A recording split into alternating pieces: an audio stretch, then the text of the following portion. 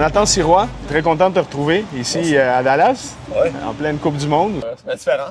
Très différent, il fait chaud, on est bien. Je suis de bonne humeur. T'es heureux. Je suis heureux puis je suis très heureux de te voir aussi. Donc, merci de nous recevoir. C'est une belle fête organisée par le FC Dallas ici à Frisco. On va commencer par le commencement. Joe, né à Ville-la-Salle, tu as grandi à Saint-Hubert, tu as joué ton soccer mineur au Spatial, puis après tu as passé à l'Académie du CF Montréal. L'architecte qui a été Philippe Lafroy, qui aujourd'hui est coach de l'équipe. En ce moment. La vie et ses tours, ouais, vraiment. Philippe, ça a été, j'imagine, un mentor à tes débuts à l'Académie. T'sais, moi, j'y ai jamais dit, mais c'est quelqu'un qui m'effrayait un peu parce que c'est quelqu'un qui était très demandant. Ouais. Puis je pense que c'est ce qui a fait le succès de l'Académie. Puis c'est ultimement lui aussi qui a poussé pour que je puisse faire mon premier camp de pré-saison avec le CF Montréal. Je lui en dois beaucoup. Puis je suis très content d'avoir pu croiser son chemin tôt dans ma carrière. Tu as une évolution quand même constante, ce qui te permet, comme tu dis, à travers ton travail, arriver jusqu'à un poste de gardien partant au CF Montréal. Ouais. Ça a été un long chemin, mais après, ça a été des années un petit peu plus en dents de scie, autant pour toi que pour le club. Beaucoup de roulements au niveau des joueurs, au niveau du staff technique, même Olivier Renard qui est parti, qui est un peu l'architecte de ce groupe de 2022-2023. Tu finis par être échangé à Dallas. Comment tu l'as vécu un peu de devoir quitter ce club-là qui t'a vu naître un peu footballistiquement parlant? Là? Ça n'a pas été une surprise parce que c'est quelque chose que j'ai demandé au club.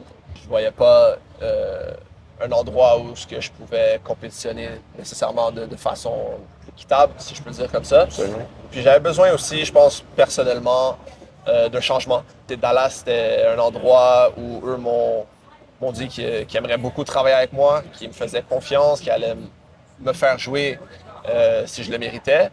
Mais c'est sûr que ça a été difficile, je pense, partir. Plus le processus qui a mené au départ que le départ lui-même. Ouais, parce que, comme tu l'as dit, Montréal, c'est ma maison, c'est ma ville de cœur. J'ai ma famille qui est là, j'ai mes amis qui sont là, les fans que pendant tant d'années m'ont supporté et que j'ai développé une relation avec eux sont tous là. Donc, c'est tous des éléments que pas tout le monde prend en considération. Puis, ultimement, je pense que j'avais pas le choix. Un autre point, c'était le fait qu'il y avait la sélection nationale un peu à l'arrière de ma tête. Il y avait la Coupe du Monde qui s'approchait. Je savais que j'avais pas été appelé en sélection dans la dernière année. De venir ici, ça m'a donné un peu plus de chances de pouvoir jouer rapidement. La blessure en arrivant ici, a un peu changé la donne. Ouais. Parle-moi un peu de ça. Comment tu sors de ça, puis comment put your head down, tu trébuches, puis... Au-delà de l'aspect physique de revenir d'une blessure, moi, ça a été l'aspect mental qui a été très difficile parce que quand tu as une blessure de ce niveau-là, où tu perds la vision dans un œil, ça vient chercher une partie de toi qui est peut-être un peu craintive. La vulnérabilité. La vulnérabilité, justement, que c'est ma première blessure sérieuse dans ma carrière. Ça a pris vraiment un long processus, peut-être plus long que ce que j'aurais souhaité. Je dois juste remercier, je pense, ma copine pour ça, qui m'a aidé, puis le staff médical du club, vraiment, qui m'ont vraiment bien soigné, qui m'ont bien traité. C'est souvent dans des moments d'adversité comme ça que t'en sors grandi aussi.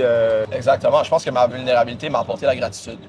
Il y a eu un moment où je me disais, je sais pas si je vais être capable de rejouer au même niveau que j'avais avant, dans cette ligue, en tant que titulaire ou quoi que ce soit. Donc, ça m'a apporté beaucoup de gratitude, puis je suis vraiment très reconnaissant de ça, puis de pouvoir continuer à jouer au foot à un très haut niveau.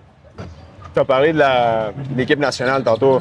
Est-ce que ça reste un objectif pour toi? Avant la pause, tu as été partant les 2 derniers matchs du FC Dallas durant la saison MLS. Je suis pas nécessairement quelqu'un qui me laisse rêver, mais j'ai appris à avoir des ambitions. La sélection nationale, jusqu'à la fin de ma carrière, je vais l'avoir comme ambition. J'ai confiance en mes moyens puis en mon éthique de travail pour m'apporter à ce niveau-là. Est-ce que le parcours de Max après sa blessure, ça t'a touché, ça t'a inspiré? Premièrement, parce que c'est un ami à toi. Absolument. Je pense que c'est inspirant pour moi, puis je pense que c'est inspirant aussi pour n'importe quel gardien, pour les jeunes gardiens canadiens qui peuvent le prendre maintenant comme exemple. C'est une des raisons pourquoi aujourd'hui il est à la Coupe du Monde, puis il le mérite amplement.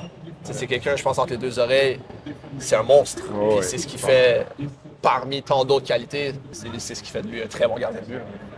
dans l'immédiat puis dans la réalisation de tes objectifs, autant sur le terrain qu'à l'extérieur, qu'est-ce qu'on peut souhaiter à Joe Sirois? Je pense que c'est avant tout la santé. Maintenant, je le sais, c'est hyper important. L'énergie pour pouvoir me permettre de continuer à travailler. Puis du plaisir. Parce que je pense que quand j'ai du plaisir, plus je m'amuse, je suis capable de donner mon meilleur foot. Puis c'est ce qui va m'amener le plus loin possible. Énormément de santé, d'énergie et de plaisir pour les prochaines années. Puis on va se reparler peut-être dans 3-4 ans. Puis on va revenir sur cette conversation, j'en suis certain. Yes. Merci mon gars. Merci.